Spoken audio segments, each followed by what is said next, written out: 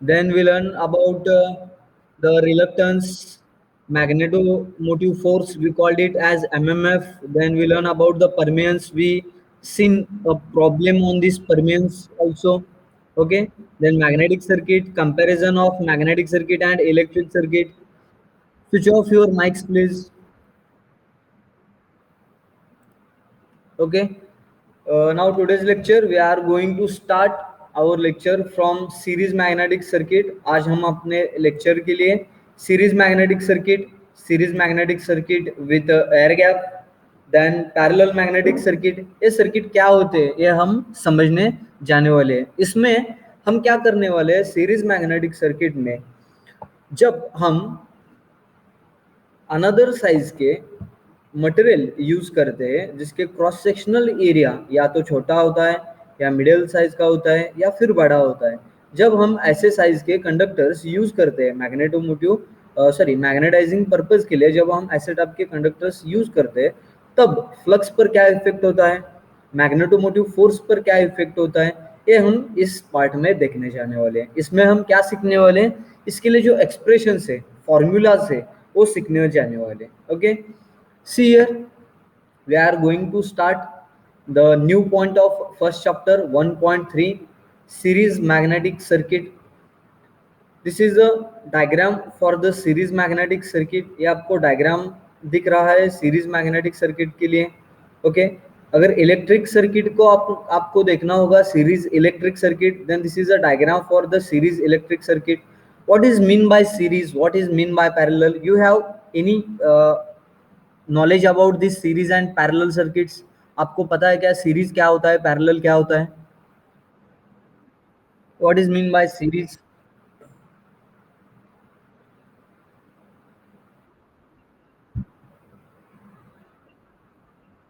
आपका आवाज ठीक से सुनाई नहीं दे रहा है. आपका आवाज ठीक से सुनाई नहीं दे रहा है. आपका जो हेडफोन का माइक है वो अपने पास होल्ड करके माउथ के पास होल्ड रखिए. हाँ,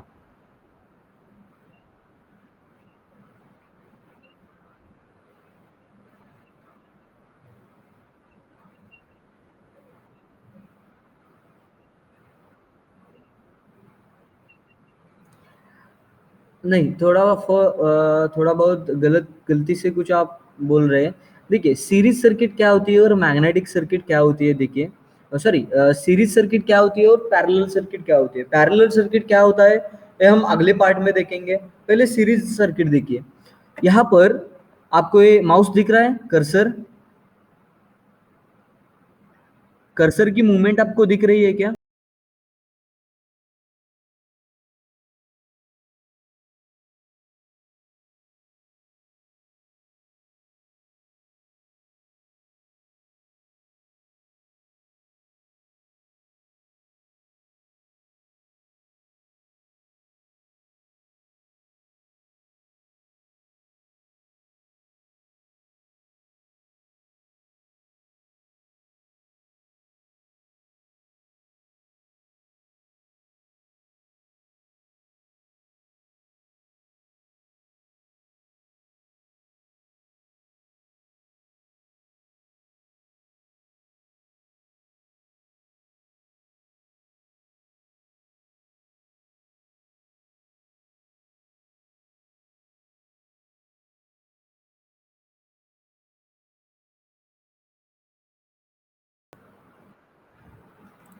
okay,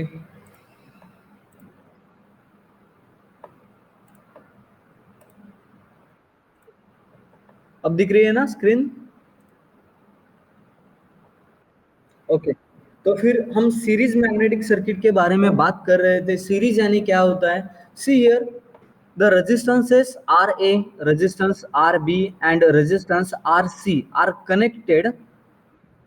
hello, please turn off your mics.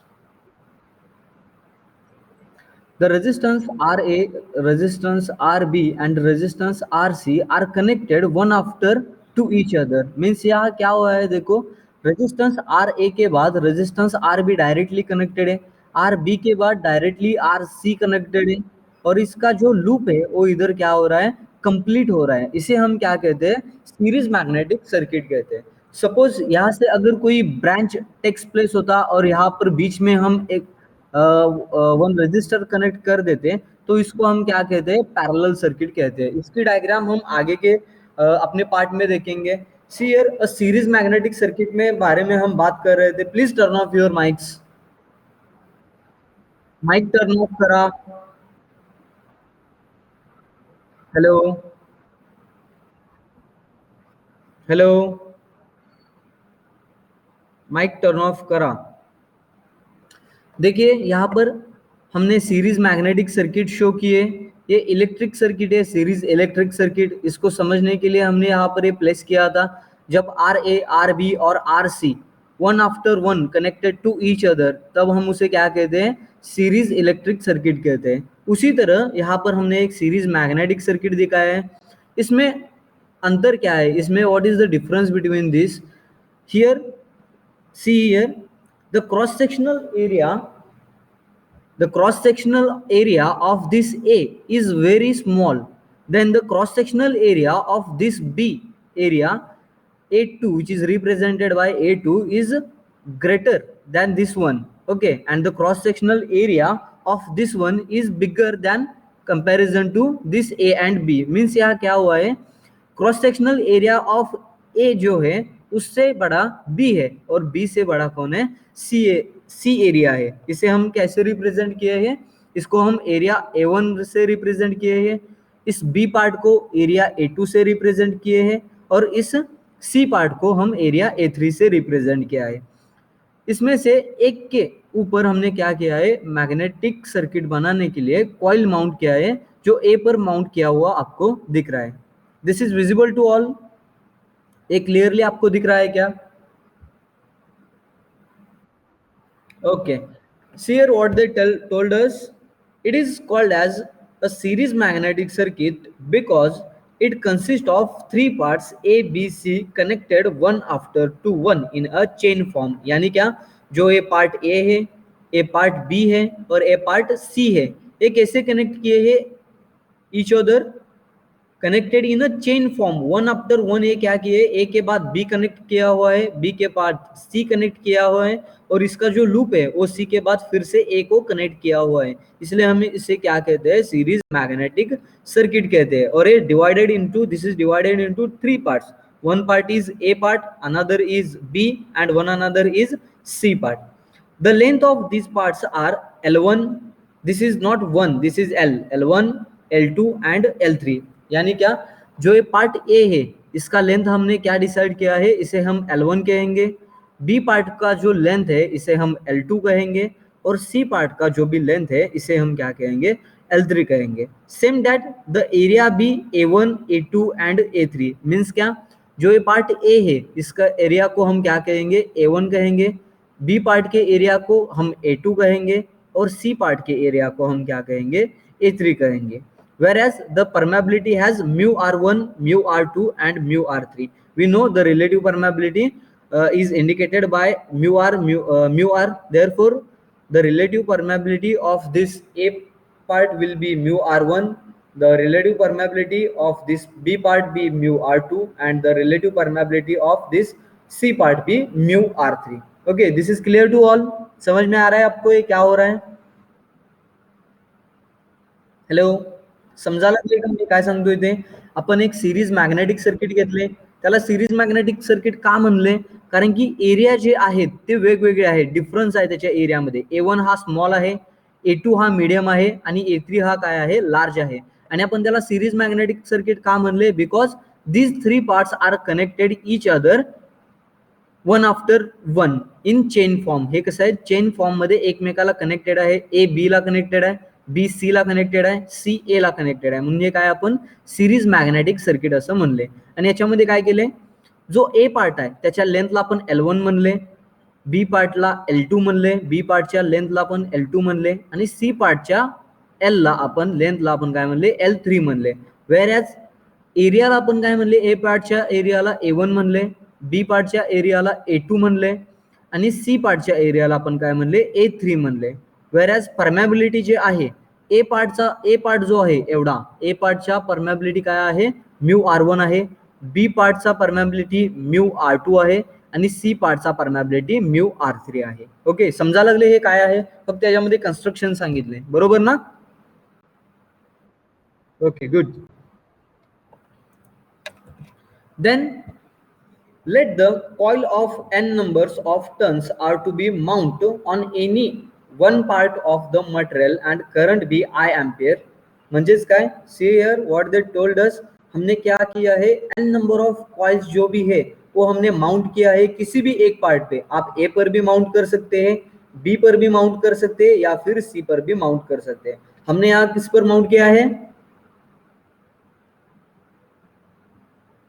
आपण कुठं माउंट केलोय, coils, number of coils A part वर, बी पार्ट वर की सी पार्ट वर, A part, good. A part वर आपण त्याला माउंट केलेला आहे. Then the MMF is given as, MMF means what is the long form of MMF?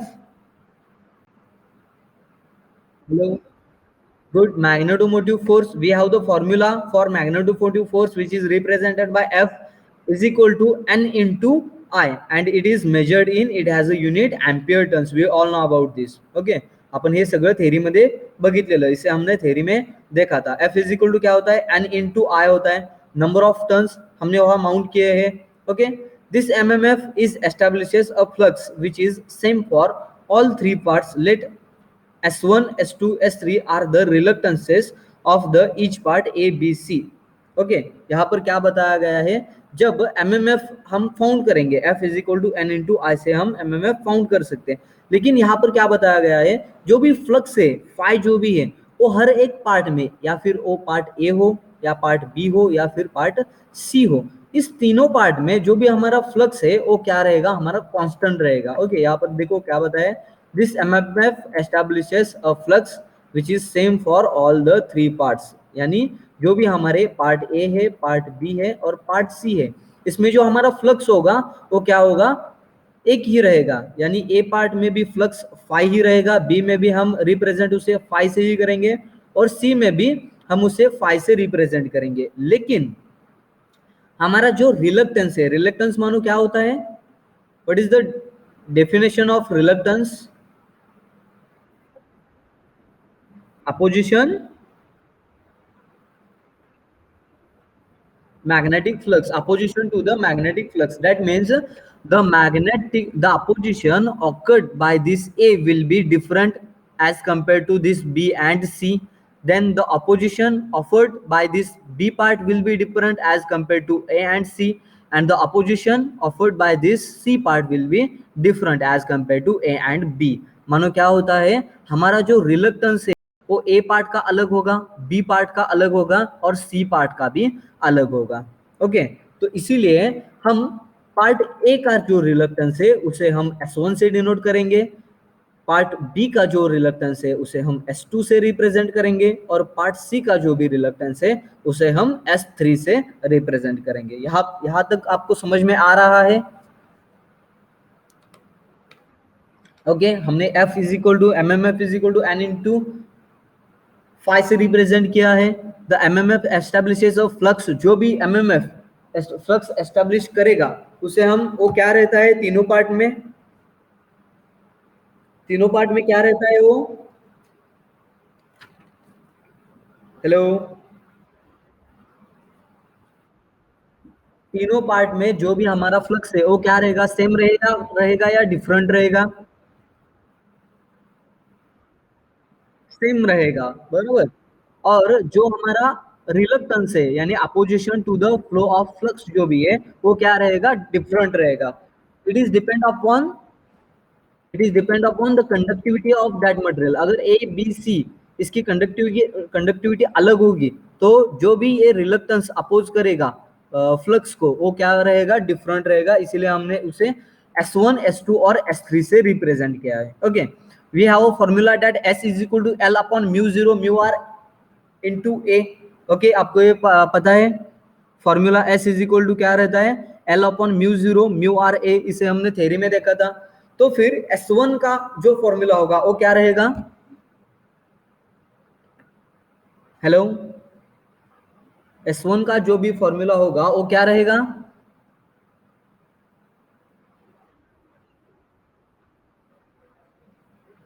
S1 का जो भी फॉर्म्युला होगा, S1 चं जे फॉर्म्युला असेल ते कशासाठी मर्यादित असणार आहे? फक्त पार्ट ए साठी असणार आहे, because S1 represents the reluctance of part A only. Therefore S1 is equal to L1 which is the length of area A1 divided by mu0 की वैल्यू क्या रहती है? 4 pi into 10 raised to minus 7 रहती है. Then mu R1, what is the mu R1? Relative permeability of part A which is represented here. The length of L1 of part A is also mentioned here. हमने देखा था A part के लिए जो length रहेगा तो वो L1 रहेगा. A पार्ट के लिए जो रिलेटिव परमेबिलिटी रहेगा वो क्या रहेगा? म्यू R1 रहेगा. इसीलिए जो भी S1 होगा यानी जो भी रिलक्टेंस होगा पार्ट ए का उसे हम रिप्रेजेंट कैसे करेंगे? S1 is equal to L1 that is the length of area A divided by mu 0 which is 4 pi into 10 raise to minus 7 into mu R1 which is the relative permeability of part A into area A1 which is the area of part A. Okay, समझ में आ रहा है क्या? Hello. Okay, S1 से हमने वैसे represent किया है. सिमिलरली S2 का क्या रहेगा? L2 divided by mu 0 mu R2 into A2 and S3 का क्या रहेगा? यानी पार्ट सी के लिए जो भी हमारा रिलक्टेंस है उस S3 को हम क्या किससे रिप्रेजेंट करेंगे? उसका फॉर्मूला क्या रहेगा? S3 is equal to L3 divided by mu 0 mu R3 and A3. Then the point to be noted here is that thus the total reluctance of a series circuit is equal to the sum of the individual part of the series magnetic circuit. मतलब जो भी हमारा S1 होगा इधर part A का, जो भी हमारा S2 होगा पार्ट बी का और जो भी हमारा S3 होगा पार्ट सी का, अगर हमें टोटल रिलक्टेंस फाइंड आउट करना है तो हम इसका एडिशन कर सकते हैं क्या? S1 plus S2 plus S3 कर सकते हैं ना. तो फिर यही हमें बताया गया है. Thus the total reluctance S will be the addition of S1 plus this S2 plus this S3. Okay, this is too clear to all. क्या आपको समझ में आ रहा है? यानी जब हमें सीरीज मैग्नेटिक सर्किट के लिए एग्जाम्पल पूछेंगे तब हमारा जो भी रिलक्टेंस होगा वो क्या होगा? डिवाइडेड होगा. वो S1 plus S2 plus S3 रहेगा. बराबर. Then to find out the MMF, if the MMF of the three parts are F1, F2 and F3 respectively, यानी कि जो भी हमारा MMF होगा मैग्नेटोमोटिव फोर्स, अगर एरिया ए के लिए F1 होगा, एरिया बी के लिए यानी पार्ट ए के लिए F1 होगा, पार्ट बी के लिए F2 होगा और पार्ट सी के लिए F3 होगा, then the total MMF will be F is equal to F1 plus F2 plus F3. This is clear to all. ये समझ में आ रहा है क्या? टोटल जो MMF होगा वो क्या होगा? MMF of part A plus MMF of part B plus MMF of part C होगा. बराबर ना? Okay, then this equation is simplified here. Therefore F का फॉर्मूला क्या होता है? हमें पता है F इज इक्वल टू क्या होता है? F into phi into S रहता है. Flux into reluctance is equal to क्या रहता है? हमारा MMF रहता है. हमने ये थ्योरी में देखा था. MMF इज इक्वल टू क्या रहता है? काय असतं? MMF is equal to flux into reluctance असतं. आपण ते डायरेक्टली रिप्रेझेंट केले. आता मला सांगा इथं फाय जे आहे ते एकच का घेतलेलं आहे? इथं फाय 1 फाय 2 फाय 3 का घेतलं नाही? Hello hello. फाय जे आहे, फाय जो है वो हम डायरेक्टली फाय से इधर रिप्रेजेंट कर रहे हैं ईच पार्ट के लिए. ए पार्ट 1 का है, ए पार्ट ए का है, ए पार्ट बी का है, ए पार्ट सी का है. इसको हमने सिंप्लीफाई किया है. हमें पता है F इज इक्वल टू यानी MMF इज इक्वल टू क्या रहता है? MMF यानी क्या रहता है? MMF इज इक्वल टू क्या रहता है? फाई इंटू एस रहता है. बराबर ना? बराबर क्या? फाई इंटू एस रहता है. फिर मुझे आप बताइए फाई जो भी है वो फाई 1 फाई 2 फाई 3 से क्यों नहीं रिप्रेजेंट किया गया? सिर्फ फाई क्यों रिप्रेजेंट किया है? क्योंकि हमने अभी देखा है कि जो भी फाई है वो क्या रहेगा? कांस्टेंट रहेगा, देखा था ना अभी। Here, this MMF establishes a flux which is same for all the three parts. Three part जो भी है हमारे, A part, B part, C part, उसके लिए जो अभी हमारा फ्लक्स है वो क्या रहेगा, कांस्टेंट रहेगा, सेम रहेगा। इसीलिए हमने क्या रिप्रेजेंट किया है उसे, एफ से, फाई से रिप्रेजेंट किया है। समझ में आ रहा है क्या? हेलो।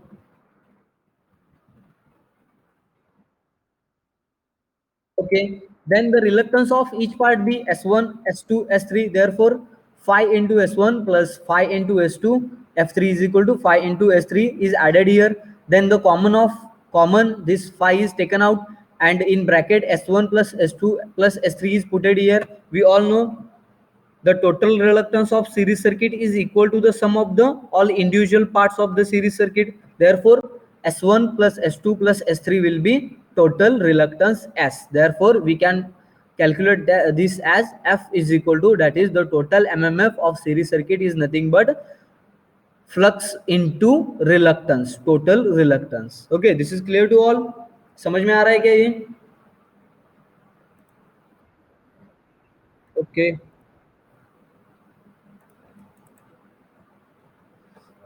ठीक है, where S represents,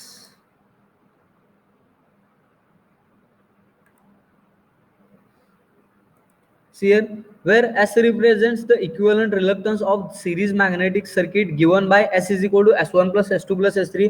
अभी हमने देखा था जो भी हमारा सीरीज मैग्नेटिक सर्किट में जो भी हमारा टोटल रिलक्टेंस रहेगा वो क्या रहेगा, ईच पार्ट का जो रिलक्टेंस है उसकी एडिशन रहेगी। Suppose that instead of this A, B, C, if there is a additional part D, then the total reluctance will be S1 plus S2 plus S3 plus S4, which is the reluctance of part D। क्या रहेगा, part D का जो reluctance है वो भी यहाँ add हो जाएगा, इसलिए हमने उसे SG कहा है। Okay, then S is equal to L1 upon A1 mu 0 mu R1। इस फॉर्मूले को अभी हमने यहाँ देखा था। Okay, S1 is equal to L1 upon mu 0 mu R1 A1, that is the each part of reluctance which has a formula different, यानी जो भी reluctance है उस किसमें डिपेंड रहता है, L1 पे डिपेंड रहता है, म्यू R पर डिपेंड रहता है, और A पर डिपेंड रहता है। जो भी पार्ट है उसका जो L1 है, L है यानी लेंथ है, एरिया है, और रिलेटिव परमेबिलिटी है, वो क्या रहेगा, डिफरेंट रहेगा। इसलिए हमें इससे क्या करते हैं, ईच पार्ट के लिए एक कैलकुलेट करते हैं। ओके, समझ में आ रहा है ये सब? Hello, good. Then MMF for series magnetic circuit can be found by, यानी एमएमएफ जो भी है वो हम और किस तरीके से फाइंड आउट करते हैं, we have a formula that MMF is equal to H into L, that is nothing but H means क्या होता है, मैग्नेटिक मैग्नेटिक फील्ड इंटेंसिटी रहता है, बराबर। एफ इज इक्वल टू क्या रहता है, एच इंटू एल रहता है, where L is the length of magnetic circuit and H is the magnetic field intensity. Therefore total MMF हम इस फॉर्मूले से भी फाइंड आउट कर सकते हैं, F is equal to H1L1 plus H2L2 plus H3L3 से भी फाइंड आउट कर सकते हैं। Where H1, what is mean by H1 is to H3, the magnetic field strength, that is nothing but the magnetic field intensity and of the three parts, यानी H1 जो है वो part A का magnetic field strength रहेगा, जो H2 है वो part B का मैग्नेटिक फील्ड स्ट्रेंथ रहेगा, और H3 है वो पार्ट C का मैग्नेटिक फील्ड स्ट्रेंथ रहेगा।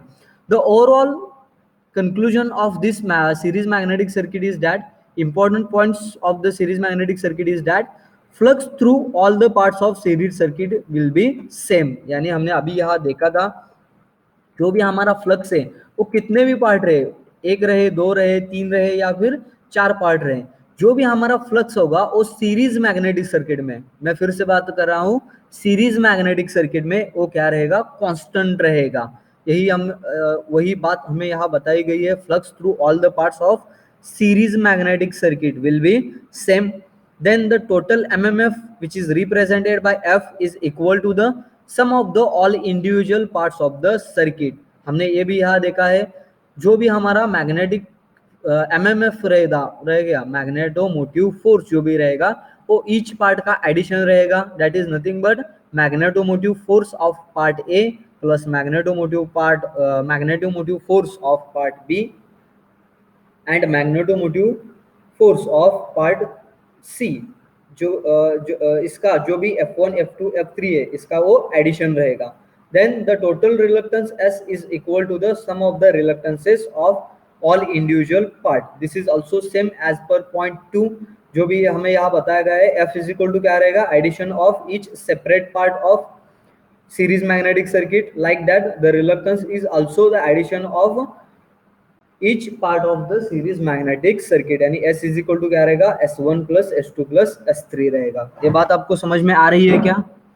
इसका जो कंक्लूजन है सीरीज मैग्नेटिक सर्किट का वो इस 3 पॉइंट में हमें बताया गया है। समझ में आ रहा है क्या? Okay good.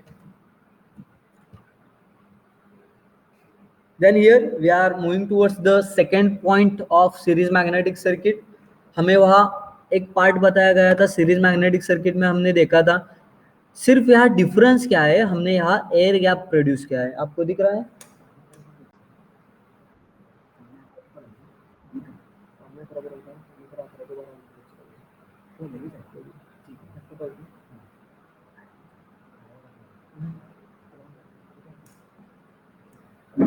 हेलो हेलो, सुनाई दे रहा है आपको? Okay then see here for series magnetic circuit with air gap, हमने एक पार्ट देखा था, पहले पार्ट में हमने क्या देखा था, सीरीज मैग्नेटिक सर्किट देखा था ना। Hello hello, series magnetic circuit पहले देखा था ना, उसमें और इसमें क्या फर्क है, देखिए अंतर क्या है। एअर गॅप, वहां पर एअर गॅप नाही का, इथं काय केले आपण एअर गॅप दाखवलेला आहे, बरोबर आहे। इथं इलेक्ट्रिकल इक्विव्हॅलंट टू इलेक्ट्रिकल तुम्हाला दिसत आहे, इथं पण एक दाखवलेला आहे आपल्याला इलेक्ट्रिक सर्किट दाखवलेला आहे, आणि इथं जे आहे ते मॅग्नेटिक सर्किट तुम्हाला रिप्रेझेंट केलेलं दाखवत आहेत। Here, one thing to be noted that even if the air gap is present in the circuit, the magnetic circuit gets completed because flux can pass through air. This would not be possible in electric circuit. मानो क्या होता है electric circuit में, suppose wire अगर cut गया होगा या फिर कनेक्शन लूज होके वो वायर वहां से डिस्कनेक्ट हो गया होगा, तो इलेक्ट्रिक सर्किट में करंट फ्लो होगा क्या?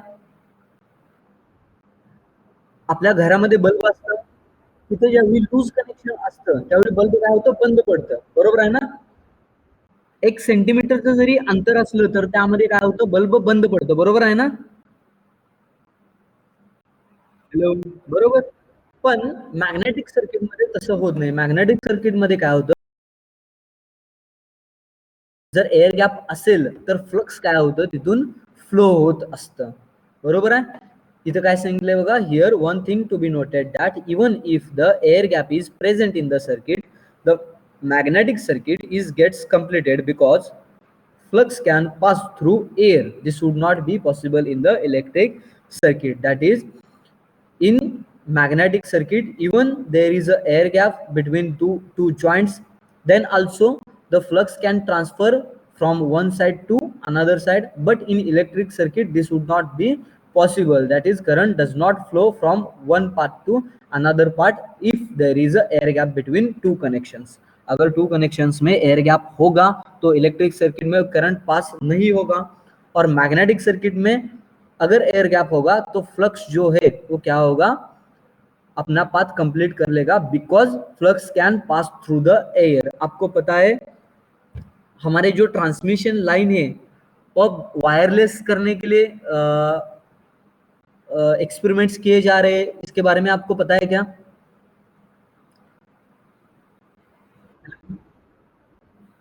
हेलो, क्या आपको पता है जो भी हमारे ट्रांसमिशन डिस्ट्रीब्यूशन है उसे वायरलेस करने के लिए एक्सपेरिमेंट्स किए जा रहे हैं, ये आपको पता है क्या? रिसेंट, ओके वो किसके थ्रू किए जा रहे हैं, इस फ्लक्स के लिए किए जाने के लिए वहां पर क्या करते हैं, इस पर एक्सपेरिमेंट किए जा रहे हैं. यामध्ये काय केलं जात आहे, एक्सपेरिमेंट्स केलं जात आहे की फ्लक्स थ्रू आपण काय करू शकतो, इलेक्ट्रिसिटी जी आहे ती विदाउट वायर पास करू शकतो का, यासाठी काय केलं जात आहे, एक्सपेरिमेंट्स कॅरी आउट केलं जात आहे. Okay, then see for series magnetic circuit with air gap, let the length of the iron core is Lc, that of the air gap be Lg. Means क्या, जो भी हमारा लेंथ है, अब हम इसे पार्ट में डिवाइड नहीं कर रहे हैं, जो भी हमारा पार्ट है पूरा कोर का, इसे हम कोर कहते हैं. जो भी हमें कोर का पार्ट है उसे हम L1 से Lc से रिप्रेजेंट करेंगे, लेंथ ऑफ कोर. और जो लेंथ है इस एयर गैप का, उसे हम कैसे रिप्रेजेंट करेंगे, Hg से रिप्रेजेंट करेंगे, Lg से रिप्रेजेंट करेंगे, which is the length of the air gap. Then the reluctance of the core is Sc and reluctance of the air gap is Hg. That is, the reluctance of this part will be Sc and the reluctance of this air gap will be Sg. इससे हम represent करेंगे. Therefore total reluctance क्या होगा, हमें find out करने के लिए जो हमारा टोटल रिलक्टेंस है उसे हम किससे फाइंड आउट करेंगे, S will be the addition of reluctance of core plus addition of plus reluctance of air gap. म्हणजे काय असणार आहे, टोटल रिलक्टन्स जे असणार आहे ते कोरचं रिलक्टन्स प्लस एअर गॅपचं रिलक्टन्स राहणार आहे. म्हणून आपण काय रिप्रेझेंट करतो, S is equal to SC plus SG न रिप्रेझेंट करतो. बरोबर आहे ना हे. हॅलो, समजा लागते का? हेलो हेलो, समझ में आ रहा है क्या आपको?